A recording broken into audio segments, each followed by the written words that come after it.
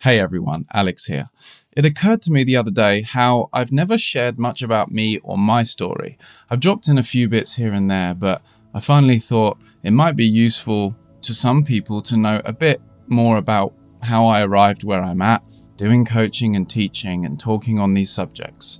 Subjects like well-being, non-duality, making shifts into deeper presence and peace, which give rise to this natural calm, confidence. So we can take inspired action and reflect the truth of who we really are onto the external plane and create a more enjoyable reality to live in. That's what we're all about here. But who am I to talk about this? This is what we think, isn't it? This is why so many people don't start YouTube channels or podcasts and start speaking their truth out there, because the thoughts tell you to shrink away. Whenever I thought about telling my story, I always thought, well, it's not that impressive. All these so-called spiritual gurus or coaches out there seem to have one big monumental event, one big occurrence that happened which signified the big shift, and which they can neatly package into a cool sounding story to effortlessly reel off in an interview. And that's why people connect to it. And I don't have that. But I later realized that's just a story of the mind, and it might actually be helpful to some people to put into context how I became a coach, helping people overcome anxiety, low self-esteem, and helping people discover themselves on a deeper level. What is true is I don't feel like I've had one big monumental event that was the one big thing that shifted everything. The shifts have come in stages, from adverse childhood experiences to psychedelic trauma in my mid-20s to heartbreaking relationship collapses in my 30s. All of these deeply painful experiences have woken me up to deeper layers of understanding. But I can talk about the time leading up to posting content and working with people, the time that had me decide I would coach. About 4 months leading up to that, my then partner and I broke up from a 9.5-year relationship, and that was earth-shattering to my ego. And this breakup generated this tremendous amount of pain and these spiraling thoughts about what was and what could have been, and what am I going to do now, and how do I pay all the bills on my own, and what about the future we had planned, and what about all the things that I did wrong. And it was like torture in my mind. But the good news is, when you feel you're being mentally tortured, it sure does motivate you to find a way to liberate yourself. I'd been interested in what you could call spirituality or personal development for a while. Of course, I thought only the good stuff though. I'd been listening to Alan Watts since I was like 15 years old. I'd read books like How to Win Friends and Influence People. And my ex and I were halfway through the Wim Hof Method course together when we broke up. I later realized what I now consider to be the core of spiritual teachings hadn't quite clicked for me yet. It was all just up in the mind, up in the thinking. And the thinking in that now was generating me so much anxiety and anguish, constantly haunted by whirling thoughts that wouldn't stop. I thought there had to be a way out. A friend of mine recommended I read The Power of Now by Eckhart Tolle. And I thought, I've actually watched that guy before, but he kind of irritated me. He was slow and I was impatient. But I thought, well, I'm open to anything right now, so perhaps I'll check him out and see what happens. So I downloaded the Audible version of The Power of Now, and I began to listen to it every night before I go to sleep. And as I lay there, it feels like I'm drifting in and out of consciousness in this deep, dark abyss. The room feels like a cold, hard shell, just permeated by this empty loneliness. And then at some point, as I'm absorbing this teaching, something clicks. I realize I can move my attention toward my sense perceptions. I can deliberately move my attention away from being wholly consumed by thought and into the realm of what I'm actually experiencing.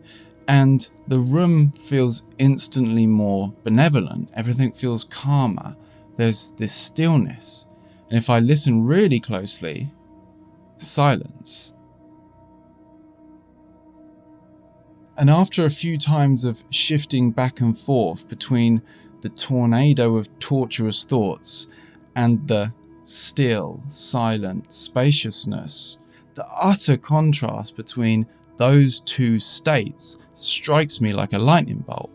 One is being lost in a whirlwind of images and memories and voices and mental movies, all telling a sad story about the past, whipping up all of this inner turmoil.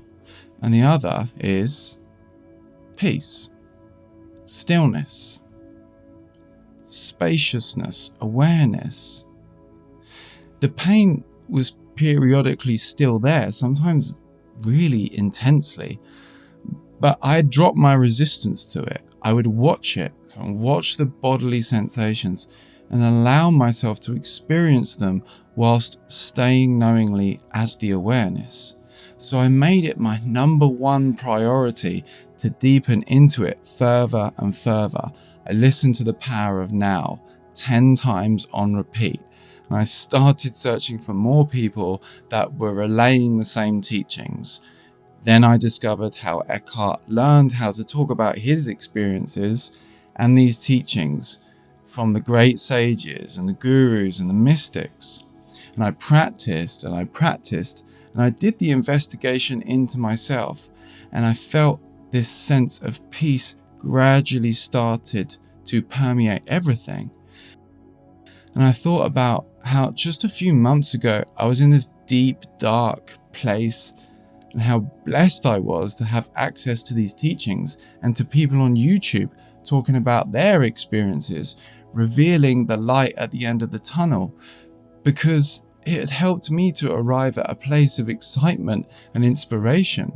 I felt completely unattached to needing a specific future, yet I was utterly enthusiastic about intentionally creating it.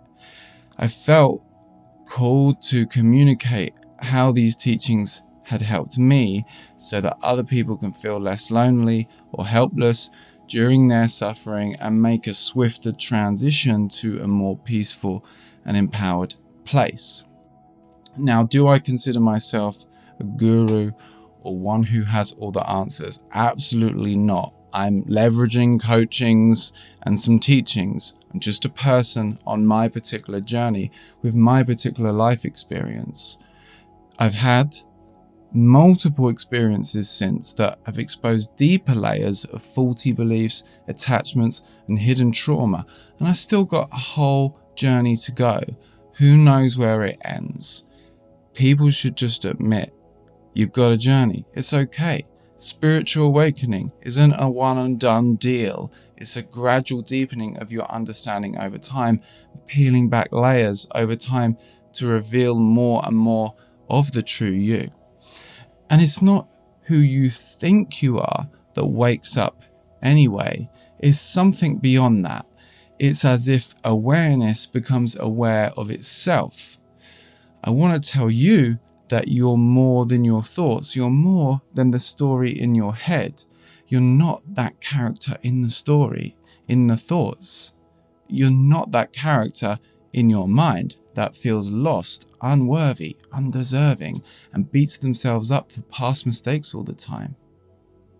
How could you have been just a bunch of thoughts when you're the awareness that thoughts appear within? I want to tell you that you don't have to be lost in that world. You can zoom out and realize yourself as the perceiver, as the awareness. It's still here. It's spacious here. And if you reside there for long enough, you'll too experience the peace beyond thinking. And I still get a bit lost in thinking sometimes. I'm not going to be one of these teachers that pretends to be perfectly pure and transparent. Thinking happens. Sometimes it's pretty funny or entertaining, and sometimes it's pretty intimidating. But there's always that knowledge that we're deeper than that, that there is this sense of being that underlies all of that, that we can connect to instantly anytime because it's who we essentially are. So we can spiral down into ever increasing resting in that, resting in the knowledge of I am before all name and form. And I believe that more of us who walk this path, who deepen this journey, the better the external world will manifest. Perhaps the more chance we'll have of actually overcoming the monumentous challenges facing humanity, because action taken from a fearful, limited, mind-made sense of self ultimately ends up dysfunctional.